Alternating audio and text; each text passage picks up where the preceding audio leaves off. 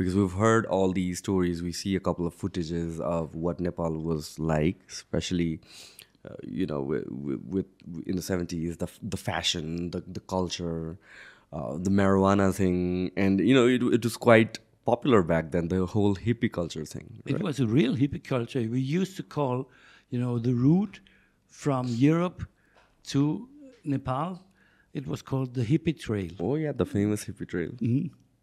And, I was only doing one way, that was from Kathmandu and back to Europe, because I flew all the way to Delhi to meet my friends who had done the whole trail. You didn't go through the whole trail? Yes, but only on when we went home. Okay. Yeah.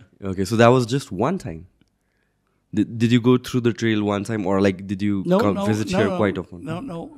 I never did it again. Okay. So okay. A lot of year passed, and I didn't return until 2002.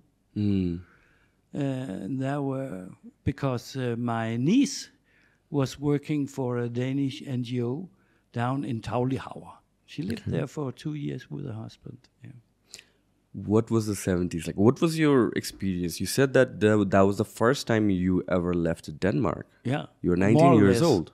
I was 19 years old. What was it like? What made you come all the way to Nepal?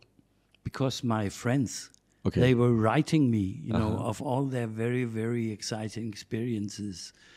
And I was having a very good job as a substitute teacher and was making good money. What were you teaching? Everything. Okay. If it was in the basic school, so when you do that, you can teach more or less everything. The most important thing was that there was a teacher there to take care that the students didn't make any crazy things, So I was good at that. So you've had this, love for children and creating books or educating them since you were very young.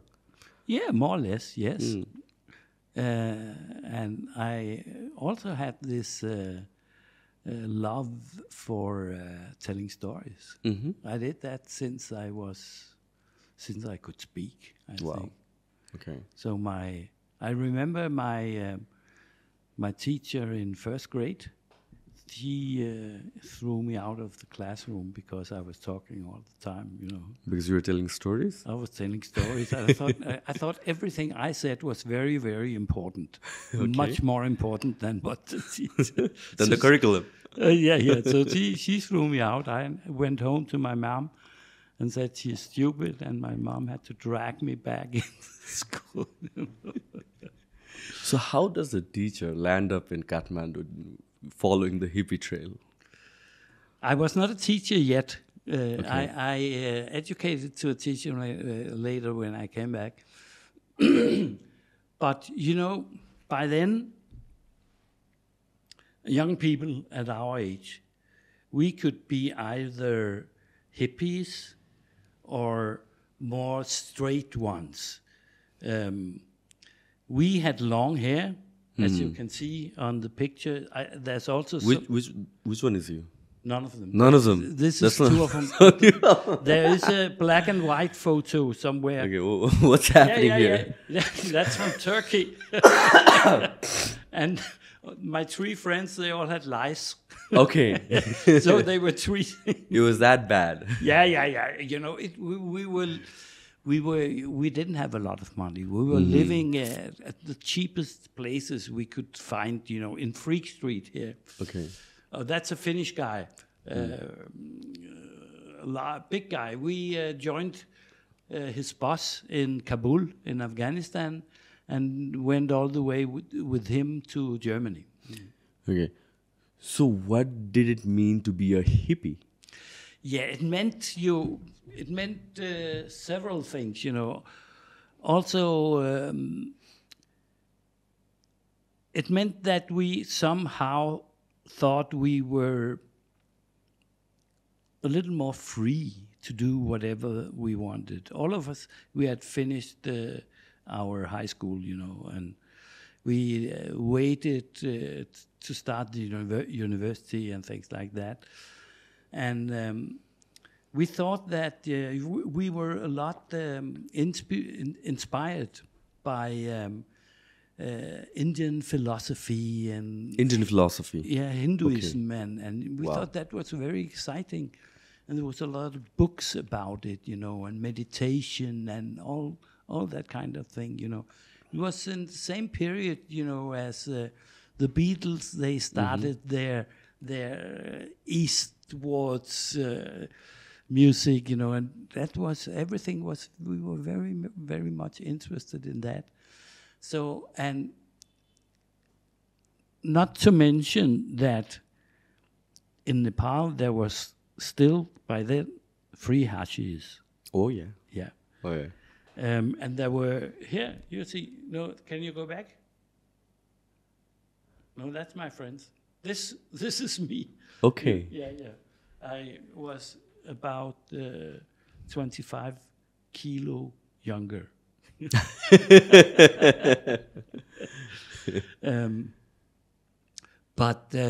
Yeah, and everywhere, especially in the area around Freak Street, there were hashish shops, simple central hashish store, and we entered and said, I want 5 gram and that, and 5 gram, and then give me a little marijuana when I'm here, you know, and not that we smoked that much. Some other hippies did, you know, and we smoked, you know, and we had already been smoking at home, you know. That was it legal there? No, no, it wasn't. Was not. But you could get it very easily. Oh yeah, yeah, very easily, and of course, I would have thought that my parents would be very worried when I told them, by the way, now I'm going to Nepal. But strangely enough, you know, they said, okay, you're young, it's a good idea, see the world and have some experiences. So I did. They even gave me some money for the trip. So you didn't plan to join earlier, but then later you decided to come with your friends. Yes. What made you change your mind? Mainly the letters they sent back. You know, we were very close friends, so they sent letters, you know, more or less all the time. I don't know if you remember those special aerograms. Yeah, with thin paper. Oh, yeah. Yeah. So it was always very exciting. And then, you know, I had the money, so why not? What was in the letters that convinced you to change your mind? I think mainly the experiences of meeting other people and talking with other people. You know, they made friends here and there. They stayed a long time in Lahore, Pakistan. Had some good friends there, and they encouraged me to come. They said, "Come here, man." Because that was a time when like internet didn't exist at all, right? And then you wouldn't know what kind of people or what's the culture or what's society like on the other end of the world. And I mean, like so what was your perception of people from Asia or around this zone before you were here? Was there any perception or anything like that? Let me think. Of course, you know, we had TV. I don't think we had color TV yet, but I think the main knowledge was that it was very much different, and of course that was also a main reason to travel. You know, to see what is the different, how does it feel, you know, and we knew, of course, that both Nepal and India was very poor countries, and we were prepared of that. But still, you know, walking around in Delhi, in old Delhi, and with all the beggars dragging your clothes and that all the time, it shocked me, simply. It was a reality shock from the moment I left the plane. in New Delhi. And those, all these people, the heat, and in fact, I thought it was terrible. And I don't know what I had expected. Maybe I had expected something more, something nice, exotic, and not all this screaming. And because we were white people, everybody was there, especially the children, and so New Delhi was that was really what you call it, a test, So it was a relief to get up to Pokhara, really a relief. Okay. First of all, the heat wasn't so bad. I think we came to Pokhara the 1st of May in 1973. Wow, you still remember the date? Yeah. Okay. Because it's in my old passport. Okay. So you traveled by road. Yes. You got into Delhi first? Yeah. How many days did you stay there? Do you remember that? A few days, they had been waiting for me to go to Nepal. Okay. So maybe 4 or 5 days or something. Okay. Yeah. So how long did it take for you to arrive in Pokhara first? First, we went to Taj Mahal and saw that, and other places. I think at least 2 weeks. Okay. Yeah. I don't quite remember, but we were in Taj Mahal in Agra, and